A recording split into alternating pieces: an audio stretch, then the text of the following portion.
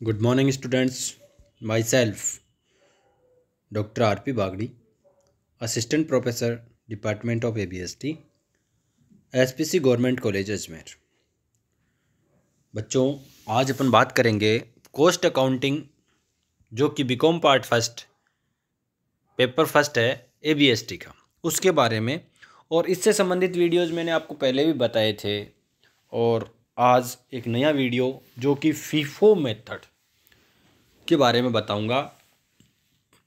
सबसे पहले तो अपने को मालूम होना चाहिए कि फीफो मेथड क्या होती है।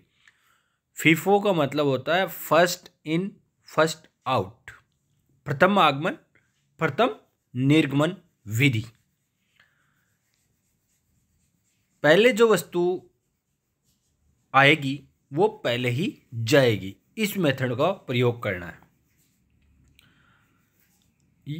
भंडार गृह में एक प्रकार की सामग्री के लिए एक ही बिन होता है। ये मैंने आपको जब बिन कार्ड बताया था उस समय बताया था कि भंडार गृह में जब भी कोई बिन कार्ड बनाया जाता है तो वो एक सामग्री के लिए एक ही बिन कार्ड होता है।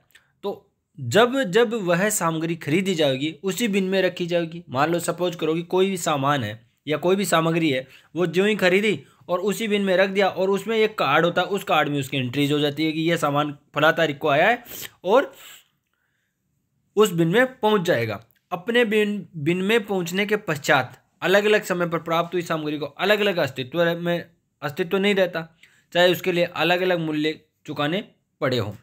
उदाहरण के लिए कह सकते हैं अपन कि कोई सामग्री इस प्रकार खरीदी जाती है, जैसे एक सामग्री खरीदी गई 2 जुलाई 2020 को, 100 इकाई आई 5 रुपये प्रति इकाई, ठीक है।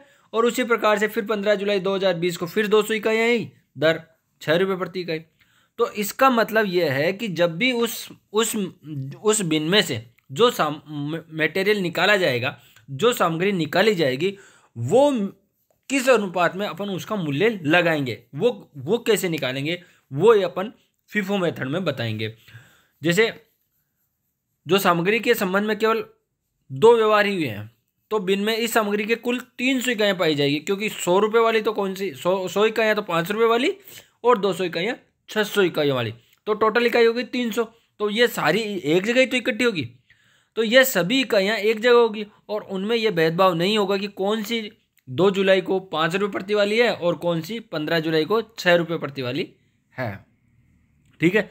लेकिन 15 जुलाई के पश्चात यदि सामग्री का निर्गमन होता है तो प्रथम आगमन प्रथम विधि के अनुसार, फीफो मेथड के अनुसार, यह मान लिया जाएगा कि जो सामग्री पहले आई थी वह पहले ही जा रही है। इसका मतलब यह है कि जितने भी, सपोज कीजिए कि 17 जुलाई 2020 को 150 इकाइयों का निर्गमन होता है, वहां से जिस बिन में अपन ने पहले रखी थी 300 इकाइयाँ, 100 इकाइयाँ 2 जुलाई वाली और 15 जुलाई वाली 200 इकाइयाँ, तो 150 17 जुलाई को मान लो सपोज करो कि 150 इकाइयाँ जा रही है, तो इसमें क्या मानेंगे अपन कि जो 2 जुलाई को 100 इकाइयाँ खरीदी थी वो जाएगी पहले, उनके 500 रुपये, और 50 इकाइयाँ 6 रुपये प्रति इकाई के हिसाब से जाएगी।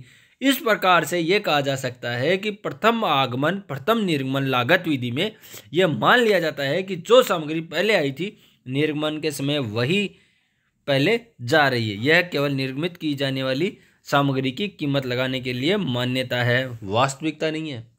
क्योंकि पहले जो सामग्री आई अब जाएगी कौन सी, पैसा कौन सा लगाएंगे, वो फीफो मेथड में जो पहले आई वो पहले चली जाएगी और बाद में आएगी वो बाद में जाएगी। समझ में आ गई। इसके बाद अपन बात करते हैं इसके लाभ, फीफो मेथड के लाभ कौन कौन से होते हैं। प्रथम आगमन प्रथम निर्गमन फीफो विधि के लाभ, इसके लाभ कौन कौन से होते हैं।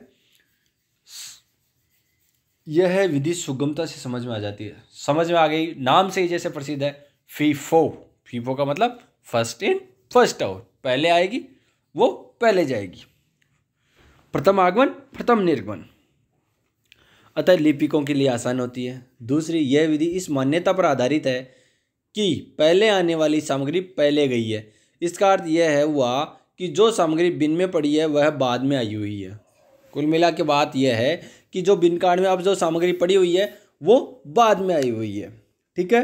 अतः चिट्ठे में सामग्री का जो मूल्य दिखाया जाएगा वही लगभग चालू बाजार मूल्य होगा और चिट्ठा अधिक सही स्थिति को प्रकट करेगा। यह विधि अधिक तर्कसंगत है, क्योंकि इसकी मान्यता यह है कि सामग्री को जिस क्रम में खरीदा गया उसी क्रम में उसका उपयोग हुआ है। अब इसके दोष बता देता हूँ आज।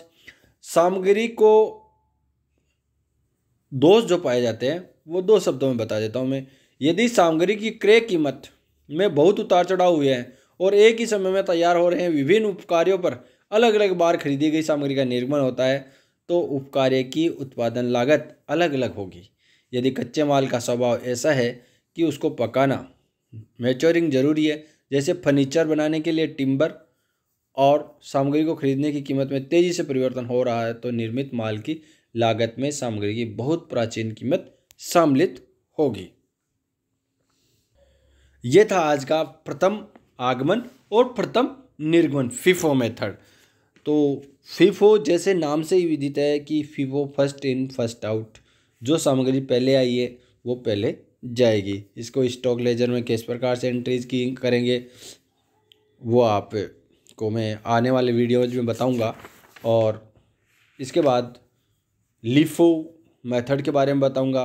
बेस स्टॉक मेथड होती है उसके बारे में भी आपको आने वाले वीडियोज में बताएंगे।